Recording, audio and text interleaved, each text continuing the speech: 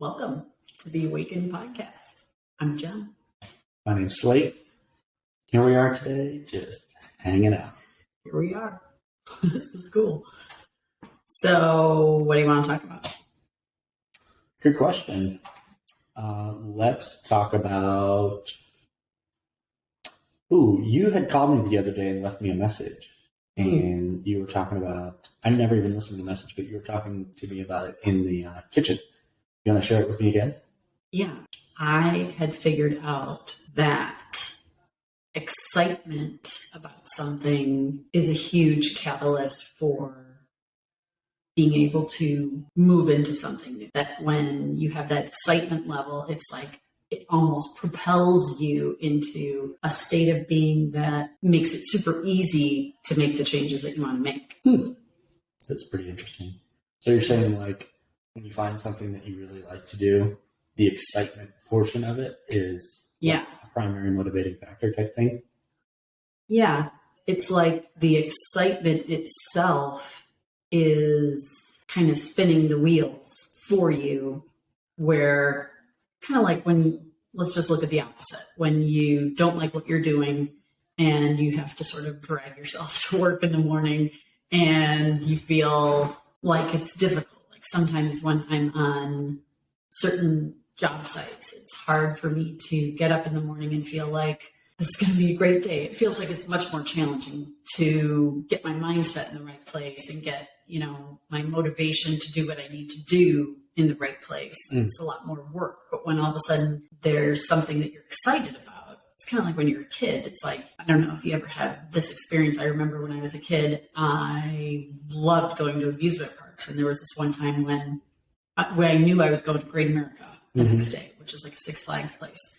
And in the morning, I got up and I knew I was going to Six Flags and I knew I had to do certain things. I had to clean my room. I had to make my bed. I had to do a few certain things before we were going to leave and go to Six Flags. And it was so easy to do because I was so excited that I was going to be doing that day. Yeah.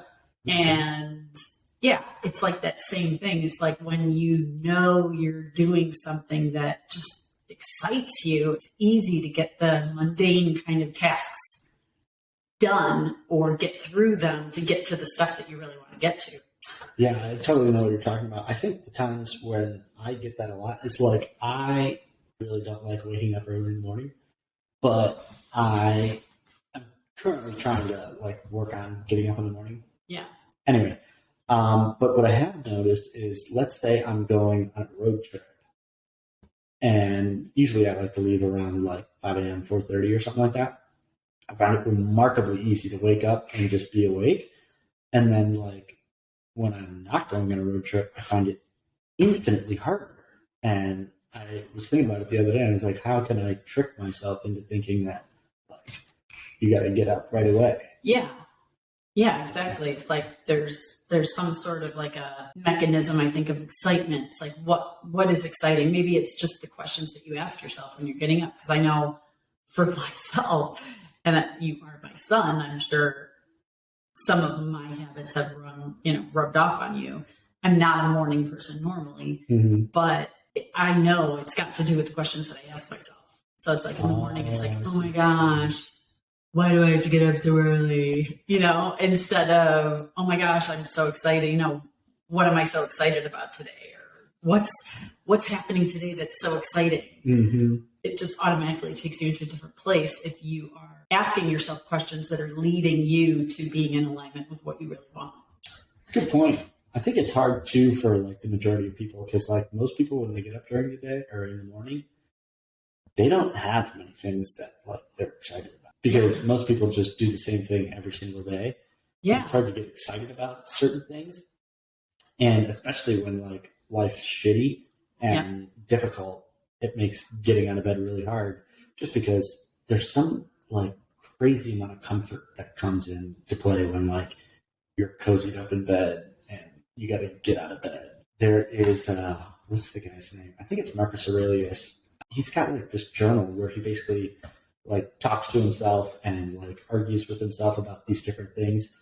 There's a point in his book that is basically him arguing with himself about getting out of bed in the morning, and he's like, why do I have to do this? It would just be so much easier if I could just lay here in bed type thing under the warm covers. It's nothing new. It's one of those things that people have been trying to get out of bed early in the morning for ages. But what I do find is interesting is like with technology that we have nowadays, it should be easier to get out of bed than any time before. Because like Marcus Aurelius was not waking up with, an alarm clock that woke you up easy or, a sunrise alarm clock. He was waking up with the sunrise, or, whatever it is. The chickens, the roosters in the morning. And I don't know. It is just so interesting that it feels like it should be easy, and yet it's still this like damn near impossible task. Yeah. Well, yeah, it definitely is. And it just makes me think that back to that same thing. It's like, what is it that creates the difficulty? Is it just the questions that we ask ourselves, or is it, is there something else? Well, I think part of the thing has to do with like studiously waking up in the morning. You have to studiously go to bed at the same time. Right. You have to be a good night person to be a good morning person. That's so true. Because if you're staying up till 2 a.m. and then you're getting up at 6, you're tired. Your body is wanting more rest. 100%. And like I personally am like dynamite. I'm like 10 hours of sleep. 10 hours of sleep is perfect for me. When do you get 10 hours of sleep? Not that often, but like when I do, I feel that feels great.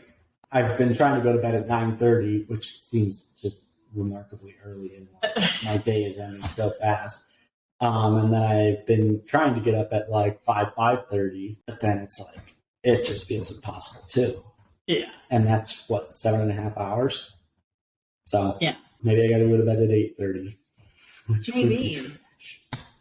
Well, I guess when you look at your beliefs, it's like, I believe that I work best on 10 hours of sleep. Mm-hmm. Then that's your belief. Like, I work best on 10 hours of sleep. So if you're going to change that, then you're going against the brain pattern that believes it knows that you need 10 hours of sleep. So if it's anything outside of 10 hours of sleep, then you're automatically going into a loop of, I didn't get enough. I need more, or I got to stay here until I get to that place.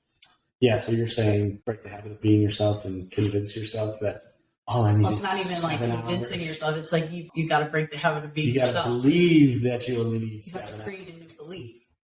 So I was listening to something the other day. It was Brene Brown has got a new podcast series things that she's doing, and it's like this woman, I think she's from Harvard or someplace, doing some sort of study on change. Okay. And was talking about self-sabotage.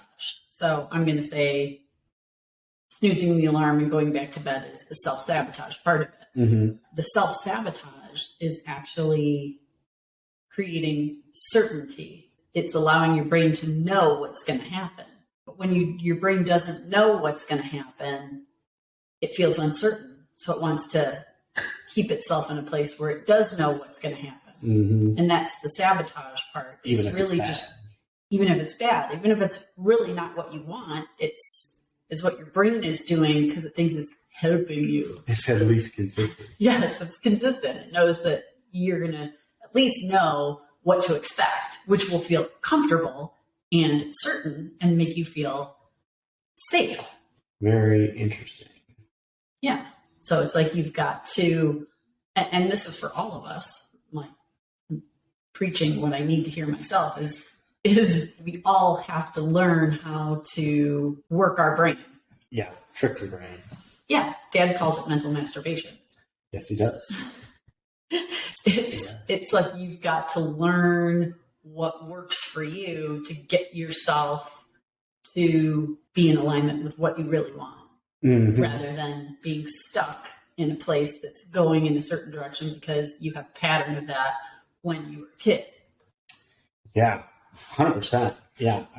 Well, and I think that's like one of the biggest challenges. What we're talking about right now is like if you could just flip a switch and just say, I'm going to do this and there's no other option. This is what I'm going to be doing. And like, if you could make that decision and just do it, you would have a superpower. Right. Because it is damn near impossible to like, And obviously there's people out there that can do it. Yeah. I'm not one of them yet. In certain areas, you probably are. Yeah, maybe in certain areas. That's a good point. But like on the discipline side of things, like I'm currently trying to work on it, and it's fucking hard. Yeah. It's super. It's supposed to be hard. Yeah, well, I think part of the reason that it's hard is so that there's like that accomplishment feeling. Yeah. Like, so your dopamine hits, and all of a sudden you're like, damn, you know, Yeah, I've worked out every day for, 6 months or whatever it is. And all of a sudden you're like, wow, that was like a goal accomplished. Yeah. I've been trying to hack the system lately, doing a bunch of different things on this app called Notion. Yeah. It's basically this app that allows you to organize like every aspect of your life. It's got calendars and spreadsheets and trackers and different stuff. And what I'm currently trying to do is I've got like 4 or 5 different like checklists, so that throughout the day I get to check a box. If I do my I am journal, I check a box. If I do this, that, and the other thing, I check a box. Take advantage of like the dopamine release of checking that box. Okay. But like celebrating like the mini win, but without going too far to where all of a sudden your dopamine level has to like renegotiate itself because now you've gotten too big of a dopamine hit. Trying to find the balance. It's pretty interesting. It is interesting. It definitely is interesting. It's like a long-term dopamine hit. And what I mean by that is your why. Why are you doing it? Mm-hmm. Because there's a future why it's important to you. That's actually a great idea. I should put that in my Notion right at the top. What is my why? It's great. Yeah. Would you because recommend you're doing it for a reason, and it's reminding yourself why you're doing it is a big part of getting through the stuff that's really tough. Because, I mean, if you're just doing it for the, maybe low level reason why, it might not do something, but if all of a sudden it's kind of like, like saving a life, right? You're saving life. It's like, why do even people do that? Because there was something compelling you that you valued that so much 100%. that you were like, I'm willing to go into a burning car and grab somebody and pull them out. Totally. And basically what you're saying is come up with the why of why you would do this and why you value it so much. Yeah. Remember the one time we did the 6 times why thing? Yeah. Are you recommending that you have just like your big why or like your why and then the following? Well, I think it's when you go, and it was 7 levels and I got it from somebody else. But when you go to the 7 levels, you get to like a root. So you only use the 7th level. Yeah. Why? Yeah. You're really using that core why, because that's really what's driving all the other ones. The other ones are sort of reasons why that your brain has come up with why. But really there's a core why. And that core why is that deeper level. You sort of feel it when you go through that and you figure out what that deeper level why is. It's like you feel that at a core level. It's like that's what I value. That's what I'm about. So why don't we give these listeners some value right here? So if you have something that you're wanting to do, and it could be anything. Basically what Karen Gem is saying is that you ask yourself, why do you want to do X thing? So should we just run like an example? Yeah, you got a piece of paper? Well, we can just do it verbally, I guess, right? Okay. Well, you get yourself a piece of paper. You write down the first thing. Why is this important to you? So let's just do an example right now. What is important to you right now, Karen? Yeah, like why am I doing this podcast? Yeah. You want to do something, right? You want to change something or you want to do something. It's like, I want to do a podcast. Okay. Why do you want to do a podcast? So why do you want to do the thing that it is that you want to do? Like you're making a change. You're doing something different than you normally do. Before we started doing this podcast, I wasn't doing a podcast. I was doing other things. So why did I want to do it? One, because it sounded like fun. So I put fun. Okay. Then you say, why is it important to you that you have fun? So why is it important? And then you go back to your number 1. Why is it important to you that you have fun? Because I like to have fun.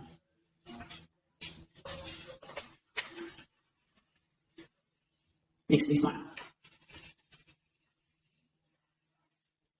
Okay. So then I go back to that and go, why is it important to you that you smile? Because it makes me feel good inside. Feels good inside. It's important that you feel good inside. Because I feel like that is good for my body.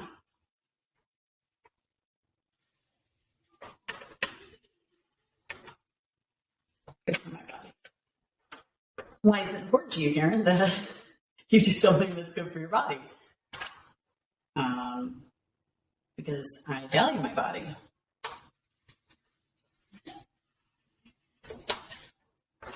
And why is it important to you that you value your body?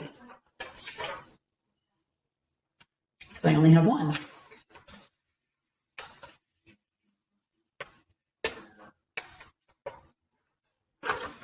And then I say, why is it important to you to take care of something that you only have one of? And then my core thing would be, because I love myself. So you do this podcast because you love yourself. Because I love myself. Interesting.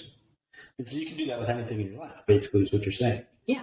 Whether it's wanting to have kids, whether it's having a relationship, whether it's having a job, or literally you can do it with anything.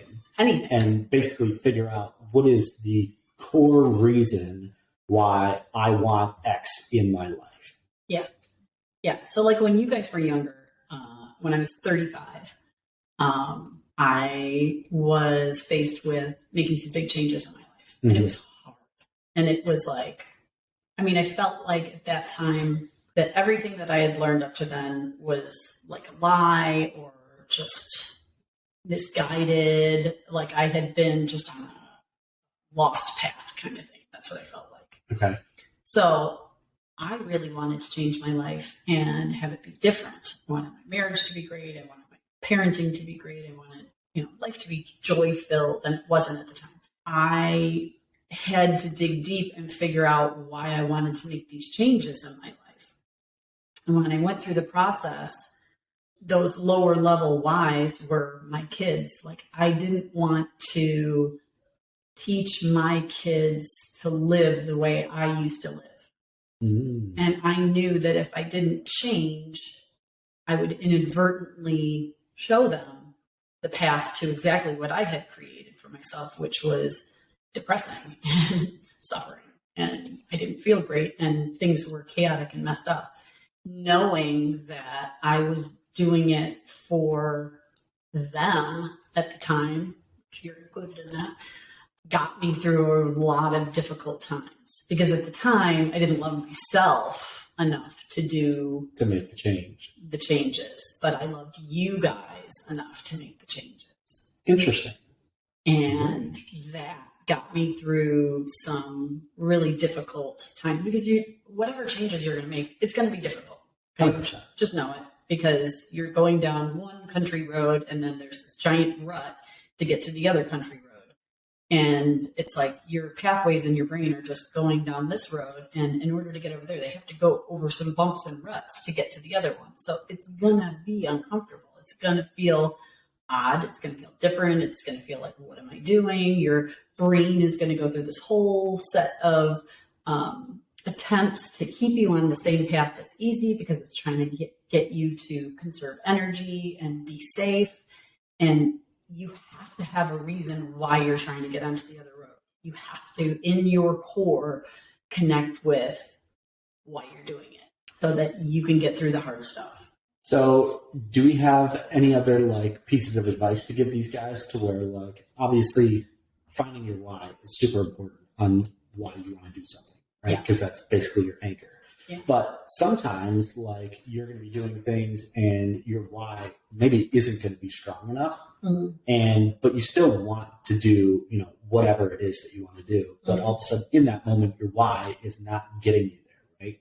What is one strategy you found super helpful for you that can get you over the hurdle to get you to continue to do something, even when your why's there, but it's still just not quite enough? Share it with somebody else. What do you mean? Well, I've shared my why with other people so that when things are difficult, like I've set myself up for success so that knowing in 6 months I'm going to somehow self-sabotage, I tell somebody else why I'm doing what I'm doing or what to remind me of when the going gets tough. Mm-hmm. And then reach out to them. So I have a friend who I will call sometimes and I'll just go crazy. I'm ready to just take off and never come back. And I don't want anyone around anymore. Things are freaking out. And she will say to me the things that I wanted to hear, which is, well, you know, you're not going to do that. And, you know, this is why you're doing this. And you know that this is your typical place where you go because obviously you're feeling uncertain or you don't know how to change it right now. And kind of giving the person the prompts of what your self-sabotage strategy is so that they can help you through it later. Yeah. That's 54. So, I mean, I've gone through a bunch of self-exploration to know what those things are. So, and you've developed relationships with people that allow for that kind of vulnerability. Yeah. And there's going to be a lot of people out there that listen to this podcast that don't have that. Correct. Do we have anything else to give them that they can use on like their own thing to where, you know, they might be able to get through something that they don't have to share with somebody else because they might not have somebody that they trust on that? Yeah, you can write yourself a letter and have it in an envelope that says open in an emergency only. And you can write yourself the letter of what you would want somebody else to say to you when you are trying to get out of making the changes that you know you really want to do. That's and actually that way you can open it up and be like, okay. Damn. You really know me well. Yeah, you really know me well. Yeah, be cool. Yeah. I've done lots of exercises like that where you write a letter to your younger self, but this would be like the reverse where you're actually writing a letter to your future self. Totally. That's pretty cool. That's some meta shit right there. That's some meta shit. You're not stuck in the matrix if you're writing letters to yourself in the future. Yeah, exactly. Well, and especially when you want to make change, right? Because change is interesting. Change is interesting. Well, change is interesting because it's so, like, primal. You have to change to grow. Yeah. And even though, like, it is this really normal thing to do, your body fights against change with every ounce of energy that it can spare. Yeah. Which is wild. I mean, it makes no sense. It should be, if I was designing humans, I would design it opposite, where it was like, oh my God, change, let's freaking do this. It'd be way more efficient. It'd be wildly more efficient. Oh my gosh. Talking about change. I was just telling Dad this today. Have you heard of imaginal cells? Imaginal? No. Sounds like imagination. Yeah. Imaginal cells are found in butterflies. Okay. So when they do their metamorphosis and they change from a caterpillar to a butterfly, I was reading about this just this morning. What happens is the caterpillar, right, eats and eats and eats and eats and eats, and then he creates a chrysalis, goes into the chrysalis, right, and then eventually will come out a butterfly. Okay. But what is so freaking cool about the caterpillar into the butterfly is that once it goes into the chrysalis, it dissolves into like a goop. Okay. And the whole thing, I hope I say this correctly, the whole thing dissolves into this goop. And then what emerges are these single-celled organisms that will eventually vibrate at a level where they attract each other and come together and become something completely different. Really? Yes. The butterfly is not, no part of the butterfly is the caterpillar. It goes in, freaking dissolves into a goop and then becomes something completely different. Wow. That is super interesting. What else is really interesting about that because like logically, it seems like the caterpillar and the butterfly are completely different just because of the change that's made. Yeah. But what's really interesting about that is there's actually a third phase and a third animal. There is like 3 stages multiple, actually, because they're individual. The cells are individual and then attract each other to become the butterfly. Interesting. So what are we needing to attract in our dimensional reality to become a new thing? Or also, and in addition, what can we learn from the butterfly transformation about ourselves is that sometimes when we're making changes, it feels like we're just in the goo. And really, it's the best place to be because you're becoming something completely new. Yeah, well, and I think I had wrote this thing out yesterday. And it was basically like you need points in life to drag you down so that you can like become aware of the things that are like so beautiful in life. Yeah. And what I'm going through right now is like I'm like in this really shitty phase of life. It's just trash. I'm like disliking everything about it. I wrote a journal entry yesterday and it's like this is depressing as fuck. And what was so interesting about it is at the end, all of a sudden I realized like there have been numerous examples of things that have happened to me in like the last few weeks that I would have, and mainly like with my friends, where I would have never known the level of friendship that we have had I not been in this spot to where that could even have been a possibility.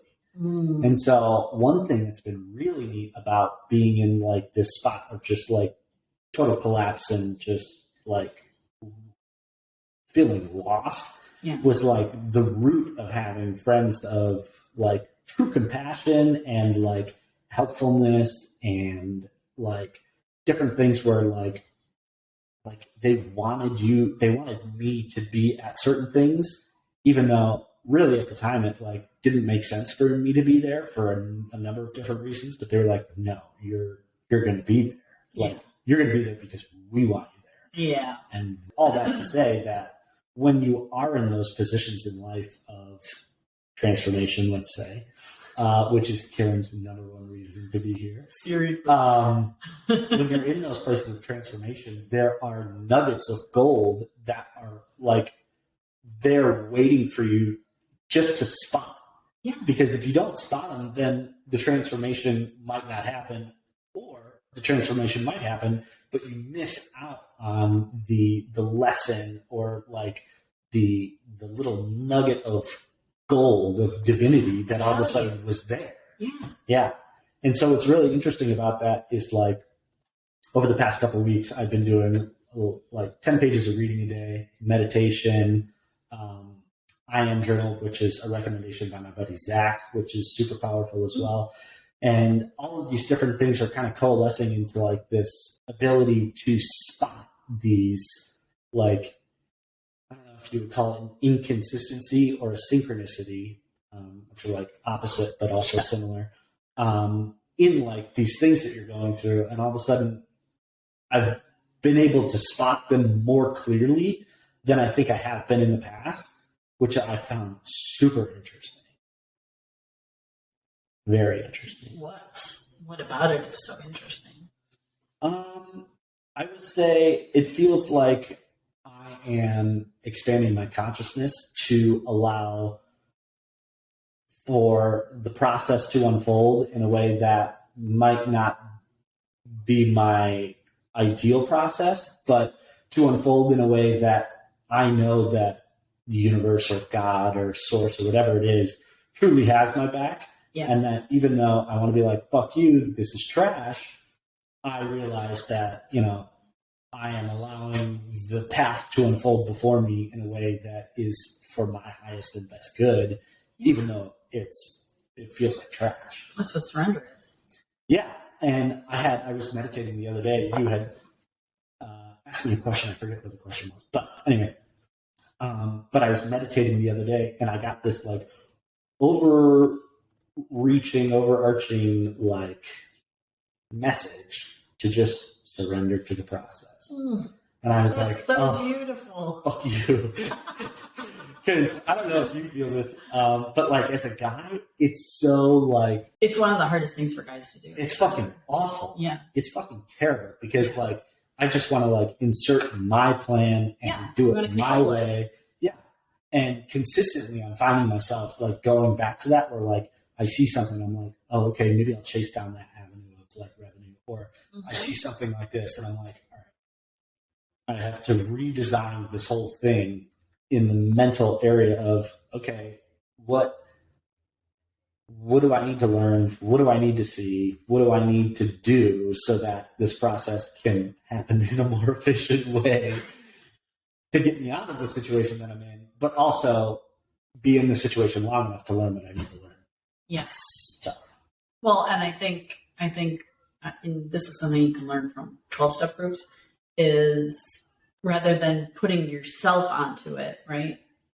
And there's a nuance about it because you don't want to just do nothing like, oh yeah, God's going to take care of me and just sit back and do nothing. It's like learning the balance of what I can control, what I can't control, and realizing exactly what you said, which is, what has God got for me and where is it unfolding and looking for it to unfold, expecting it. I think that's where surrender is not giving up. It's maybe giving up control of how it unfolds but still with expectation. It's like, God's got you. Yeah. You know what I mean? It's like, it just is. And it's just a fact. It's an immutable. Yes, exactly. And you're not going to get left behind. There is no, I didn't do it fast enough or whatever. It's like, it will unfold as it needs to unfold. And I think each one of our jobs is to pay attention and stay connected. Stay connected to God. Yeah. To that spiritual source of, we are spirits having a human experience. So we need to stay connected to that. I think if you can get yourself to that place, I think you'll see it happen faster or more, you'll be more aware of it. I definitely agree with that. How often do you get the chills? I don't know, every other day. So what I found is interesting is I learned the other day that like the more I pay attention to like the visceral feelings of like my actual body, I've learned that it's the higher dimension or God or source or whatever you want to call it, like speaking to me in some way. Yeah. And the other day I realized I get the chills frequently. Nice. Super frequently. But not like, it's not always full body chills. Sometimes it's just like my neck and up. Sometimes it's like my arms. Sometimes it's my legs. And so I'm currently trying to figure out like what each of the zones mean. Ooh, I like that. I never even thought of them as zones. Well, what I found was super interesting the other day is it occurred to me that like I get the chills for like a few reasons. One, I'm listening to music that really like I feel connected to and like does something for me like inside. Yeah. Not all music does that to me. And there's like very few songs that will actually get, and not always. It's very sparse and intermittent, but there are certain songs that will do that for me. Yeah. The other thing that I discovered was that when I get the chills like around my upper torso, like ears, it's like, and it only happens after I've just heard something. So, and this is like when people are talking. So if somebody's saying something and my body feels like that is like a true statement on a core level, I will get like this, these chills, but only like on my head area. Wow. And I was thinking about it the other day and I was like, gosh, I wonder if that's a way of like source talking to me that what you just heard is accurate and that like, go ahead and believe that because that is a true statement. Because sometimes people will say things where you're like, gosh, that's got to be true, but I don't get it.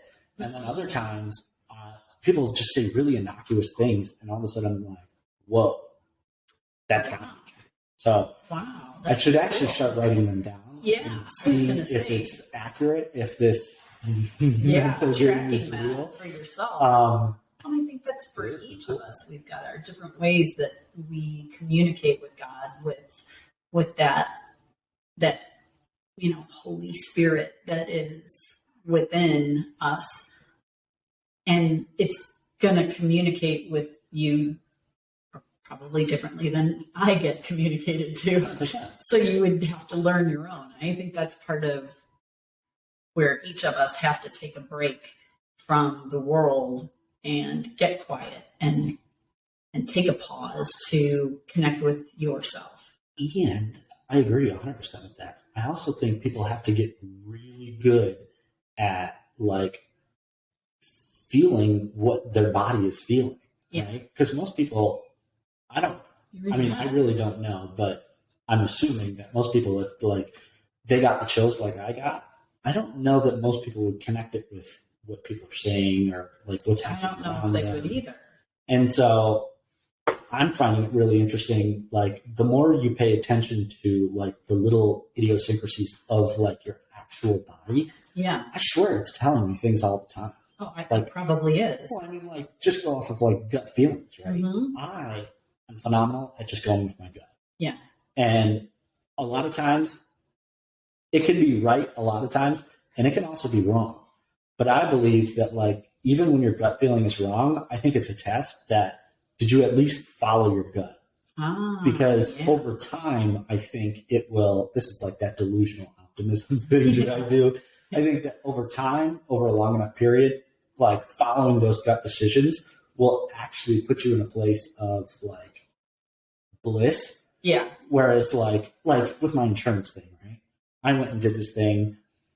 I quit my job and I knew I had to do it. But now I'm in a spot where I am in a fucked spot. And now I think I'm going to go get a job as a server, which is a true hit to the ego, you know? Okay. And I'm gosh, but at different times it feels maybe I shouldn't have done that. Yeah. But I go back to no, I had the gut feeling to do it. I had to try it just to see, I guess. Or maybe there's a lesson that I haven't learned in there yet. But I do think maybe there's someone that you're going to meet in this next iteration of what you do in your career. It's going to be a stepping stone or lily pad jump that you're going to make, and it's going to take you to the next spot that takes you to the next spot. Correct. That's exactly what I'm talking about. It's over a long enough period of time, if you play out the scenario long enough, only good things come. Yeah. And I think there's a huge, the word that keeps coming to me is win. There's a huge win by listening to your intuition and following it. 100%. And I don't believe it would lead you to a place that you shouldn't be. I agree. I do think, though, that not following your intuition can definitely lead you to a place where you shouldn't be. That has got. Well, how many times does that happen? I mean, I have that happen. Even now, still, I'm really good at listening to my intuition, but there's times where I'm just I hear it, and it's yeah, you should probably bring this, whatever with you when you go to the store. And I'm just I don't need it. And then I get there and I'm okay, now I get it. I get it. I needed that. I should have brought it with me. I didn't. I heard it and I totally didn't listen. Yeah, it happens every week for sure. You think I'd be better at it, but hey, who cares? I'm still learning too. It's a learning process. So where are we going to go with it? Where do you want to go with it? I watched How to Change Your Mind last night. How to Change Your Mind by Michael Pollan? Yeah, on Netflix. I think that's who it was. Well, it's 4 episodes about 4 different psychedelics. Yeah, okay. Yeah, that was really, really good. I watched the one on MDMA. Nice. And I watched the one on peyote. Peyote is super cool. That's a really fantastically interesting chemical. So you picked peyote, so we'll talk about peyote. Okay. What I thought was most interesting about that is he was talking about, when he started interviewing the Native Americans, he started talking about, there was this group that started in Oakland, California that wanted to make all plant medicines. Basically what they wanted to say is you shouldn't make a law against growing a plant in your own yard. Makes sense. So that way, if somebody wants to grow marijuana or psilocybin or whatever in their own home and use it for their own use, they should be able to. Okay. And it started a movement. There's like 100 cities across the United States that have adopted this new, I don't know if it's an ordinance or a law or whatever, just basically allowing people to do what they want to do in their own yard. Is Austin one of them? No. Texas, no. Yeah. Texas is on the old school. Everything's illegal in Texas. Any sort of drugs. Anyway, what I thought was really interesting is they were going to include peyote in their plant list. Mm-hmm. And the Native Americans did not want them to. And I was like, why wouldn't they want them to? Can I take a guess? Yeah. My guess is that peyote is one of those plants that I think it takes a long time for it to mature. It does. And my guess is that they don't want people, the psychedelic wave, attaching to it and then destroying the plant. That was exactly it. Yeah, nice job. They said they did not want non-Native Americans to come and start consuming this it's not rare, but it is limited because there's only certain areas where you can grow it. And it's like in South Texas and Mexico, and there's limited amounts of land because in Mexico, a lot of the land that typically was growing peyote has now been switched over to growing tomatoes. So they're like tomato farms. Interesting. And so they want to keep it. It's their plant medicine that they have used to heal many of the abuses that they went through and the wounds that they have from living their life as following the buffalo, and then a bunch of English people came over and decided, hey, guess what? It's going to be our country, And that, when you look at it from their perspective, and you see how, first off, the Spanish came before the English came. The Spanish came, and they were all Catholics. Okay. And so they came in and basically deemed the peyote plant evil, because the Native Americans were saying that they could speak to God through this plant medicine. And they were like, no, the only way to God is through the church. And I thought, wow, that's amazing that created such a division there. And that's when, they were trying to colonize the Native Americans and the area. And they sent all of their kids, they packed up all their kids and shipped them off to boarding school so that they could become civilized. It's imagine if somebody did that to, I'm just going to look at myself. Somebody came in and was just like, hey, you guys aren't living the way I want you to be living, and I'm going to send all of your kids away. I would be pissed. There's no way I would fight them. There's no way I would let someone take my kids, and that happened. That happened to their whole indigenous tribes. I think people forget what Native Americans went through as a group of people is straight up horrific. Oh, it is horrific. Horrific on a level that people don't realize, I think. Yeah. And I personally have a super big issue with the Catholic Church on a personal level, just because I believe that they've committed more atrocities in the name of God than basically anybody else on the planet. Mm-hmm. And they fuck so many things up because they think that their way is the right way. Mm-hmm. And it's I think also a portion of what's going on is that I think you can connect. I know I connect to God through plant medicine 100% in a really potent way. Mm-hmm. And I think that it is their goal to stop that, because their view of religion is that the only way to God is through our priests, and you have to go through us to get to him. Well, when you take mushrooms for the first time and you have a psychedelic experience, it's super clear. I mean, this could be mushrooms, MDMA, this could be psilocybin, this could be, peyote or whatever it is.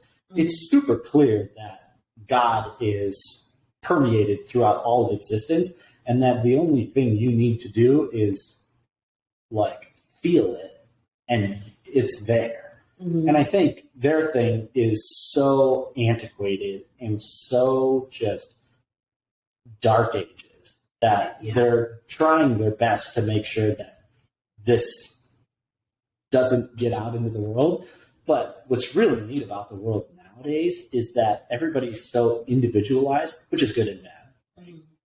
But it makes it to where doing psychedelics and taking plant medicines in countries where it's legal, or on church grounds in, like California that the Native Americans have, where you can do peyote in a legal aspect, is really neat, because I think it takes the power away from the people that want to stop the consciousness shift. Mm-hmm. And I just find it to be really, really fascinating. Is peyote mescaline? Yes. Okay, I thought it was. Yes, and they can synthesize it also. So you could have it. It's in a plant. It's in a cactus, also in lower, intensity or lower. I don't want to say dosage, but it's not dosage. But it's not as strong in a plant called the San Pedro cactus. The San Pedro cactus is the one where it's strong in, correct? Or the San Pedro cactus is the one where it's weak? It's the one where it's weaker. Okay. Yeah. That's what you're saying. Yeah. Because the one where it's strong is it's 100-year-old cactus. Super small cactus. Oh, tiny. Yeah. Short. Yeah. Like this. Yeah. It's on the ground. It's just really short. And it takes a long time for it to grow. Yeah. I think it's a centennial plant. It's it matures at 100 years old. I don't know if it's that. I don't know if it takes that long. But somebody fact check us. Somebody fact check me. Somebody fact check it. Yeah, but it does take a really long time. What did you learn about MDMA? MDMA, well, it used to be legal. Okay. And people were using it and found that it was really helping with a lot of therapeutic uses. And then Schedule 1 became a Schedule 1 in the 80s. And then, deemed illegal. And then it was, somebody took the MDMA and then called it ecstasy and started selling it underground kind of thing. Mm-hmm. That's where the whole ecstasy thing with the rays and everything came. Mm-hmm. And, but what is amazing is there's a couple guys, I can't remember the guy's name. I wish I knew the guy's name. I'll find it out and I'll post it on the podcast. But he created an organization called MAPS. Okay. And it's the multidisciplinary Association of Psychedelic something. But he was a guy who was able to use MDMA back in the day when it was legal. Mm-hmm. And then when it became illegal, he went and got his PhD to learn how to make a substance FDA approved. Interesting. And so many people now have used that same process to get different plant medicines, trying to get them to FDA approval. And now there are lots of places across the country that are doing clinical trials with MDMA for PTSD. And that's how they have brought it back into the fold so that we can get it to where it's being used. But people with PTSD, like military guys and stuff, mm-hmm. they're having 3 sessions and their PTSD, they're not showing symptoms anymore from it. I mean, it's amazing because I think if I understood it correctly, it takes PTSD is you're constantly in fight or flight. Well, MDMA causes the amygdala not to feel the walls that are built up telling it to be in fight or flight. And so it takes those walls down and allows you to talk and process what your experience was. Oh, cool. And so a lot of people have been able to get through processing what they have experienced and are like, fine now. Like, they're using it for OCD, they're using it for PTSD. And it's pretty cool. Yeah, the things that are. Have you heard about? Obviously, it's in a controlled environment. Yeah, true. I think the hard part about using it in a non-controlled environment is you don't know what you're getting. 100%. I think that is the biggest, fear that would come up in me is that, it's got fentanyl in it, or it's, been sitting in someone's pocket for a long time and the heat has caused it to change, and, it's no longer what it was intended to be. No longer viable. Or you get a different experience than maybe you would have had it been, taken care of the way it was supposed to be taken care of. Sure. It is a substance. So. Well, and what you're saying is super accurate. I mean, anybody can get doses of any drug that are contaminated. And, you obviously can test your drugs, but most people don't. Right. You know what I mean? And so there's definitely a fear of like getting contaminated drugs, or, because a lot of the times, like, most test kits really only test, like, if you're going to be taking like cocaine or ketamine or any like inhalant, most of those only test for fentanyl, right? Mm-hmm. Because you're snorting it. And so fentanyl is like a dust that can be added to whatever product that you're going to cut. Mm-hmm. So those are generally tested for fentanyl, but that doesn't mean that, somebody might take ketamine and mix in cocaine with it. Not that you would necessarily cut it with that, but people love to do like the designer drug thing. And, now this ketamine is not just ketamine, it's ketamine and cocaine. And now you're like, you're expecting one result. You're expecting one result, but also you're familiar with how one substance affects you. And now all of a sudden you're like, why is this so different? And now all of a sudden you realize that there is something else in here, but you're not really sure what it is. So you're doing like all this guesswork. And I think that one of the neatest things that the world could do for itself, it'll probably never happen in our lifetime, I don't think, but I think that one of the neatest things the world could do is just deschedule all of the psychedelics, right? So I think mushrooms would be a really good one to do. Mescaline, ibogaine, DMT. I think ketamine is a good one to do. What the fascinating thing about ketamine is cannabis. Yeah, cannabis. It's like probably about that. Yeah, my least favorite. Right, but it's so funny because now states are legalizing it statewide, but federally it's still illegal. Totally. And it just seems like, again, like a plant that you could grow in your yard and you could use if you wanted to. So the really neat thing about ketamine is that you can actually get prescribed ketamine now and go to a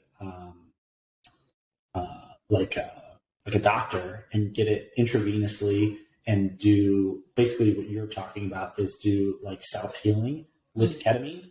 There's a girl on YouTube who just dropped a video on it. Her name is Sky, S-K-Y. I don't know how you say her last name, Collins, but it's C-O-W-A-N-S, I think.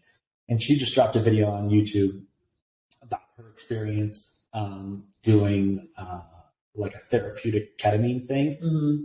Super cool. Super, super cool. Because it's basically, ketamine is a dissociative anesthetic. And so basically it's doing a similar thing to what you were talking about with MDMA, where it allows you to process things that you wouldn't normally want to process because you are in this dissociative state. Mm-hmm. And they're finding incredible uses for it. So much so that I think it will actually be harder to get these things over time because I think it threatens the big pharma industry because imagine, their goal is to keep people taking their They don't want them to use it 3 times and be done. Correct. Their goal is to give you a product that they can sell you for the rest of your life. Right. And if you can go do a ketamine therapy and in 3 sessions, all of a sudden be like, wow, I don't have depression. Or for like me, I took mushrooms one time and it cured me of suicidal thoughts, of suicidal ideation. And so like when you have events like that are becoming more and more prevalent, I think it really scares the people in the pharma industry because what do you do? How do you compete with that? Well, it's a company that's trying to make money from a research process that is incredibly expensive.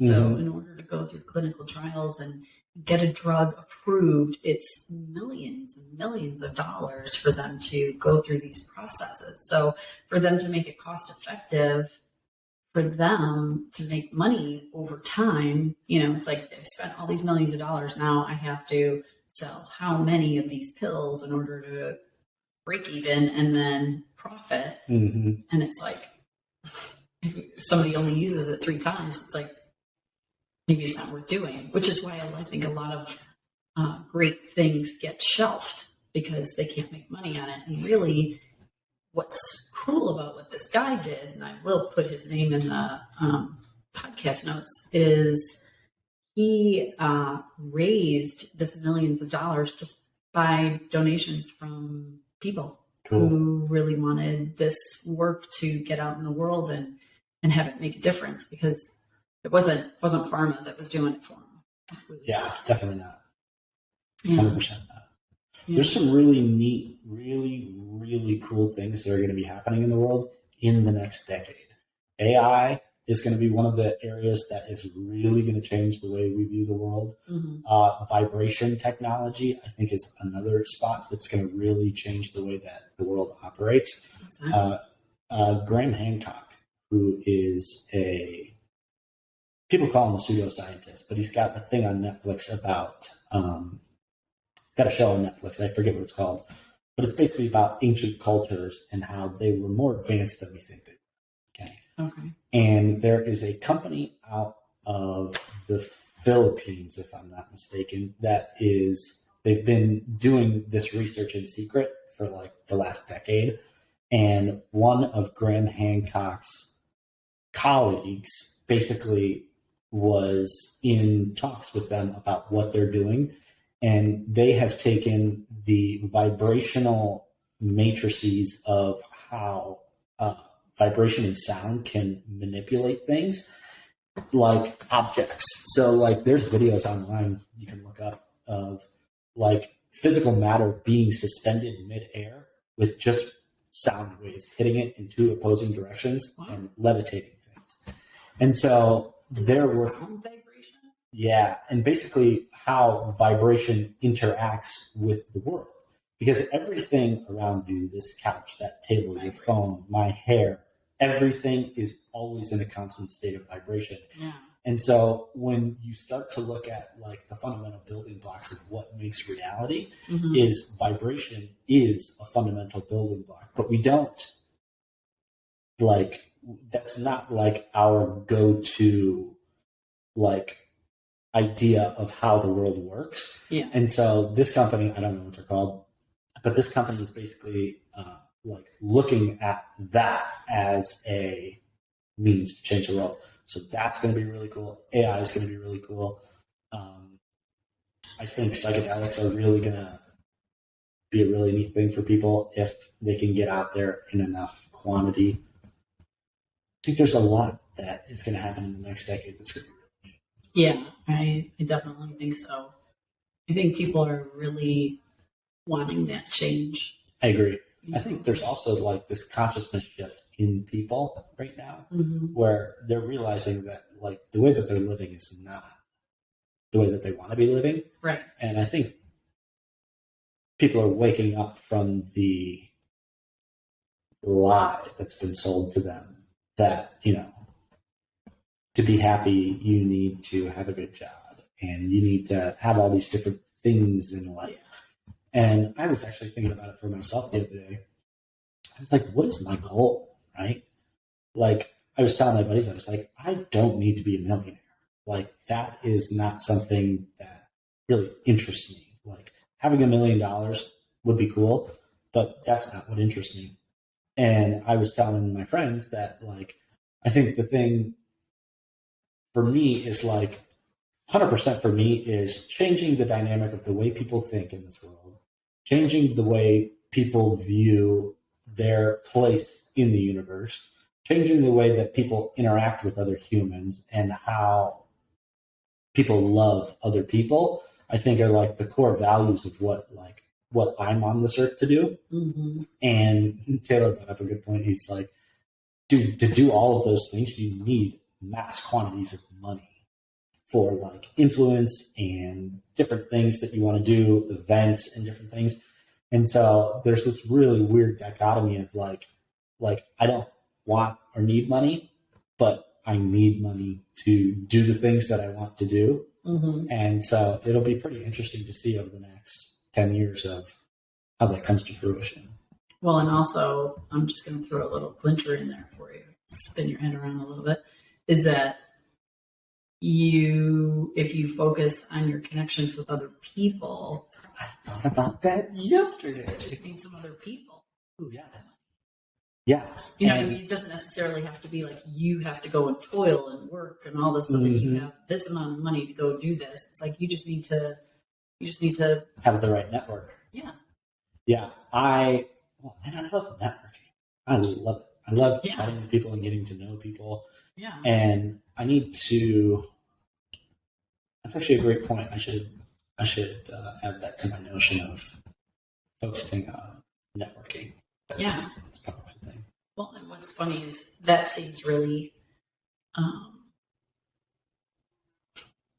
It's funny how some of the things that are, we try to do things, try to get something, to get to a goal or whatever. Really, it's the things that somewhat come most easily. It's like get us to the places where we want to go, kind of thing, where you just naturally are very charismatic and hang out with people and network with people very easily. I mean, that's probably what you're supposed to be doing. You bring up a very good point. Rather than, I should go swing a hammer and shoot me mad. Tell me what you really feel. Seriously. So that you can go put 50 grand in your bank account and go save the world. It's got to be a lot more than that, Karen. Maybe 50 million. Yeah. All right, we want to do our outro? Yeah. Do it. If this was valuable to you, share it with other people. And your cost for entry today was you gotta do something loving for somebody else today, whether it's a smile or a compliment or help somebody out. We're creating ripple effects in the world. And if you have things that you want us to talk about, please put it in the comments, subscribe, and watch us and show this to your friends so that we can get more people thinking about how they can contribute to this world in a better way. Thanks. Have a great day.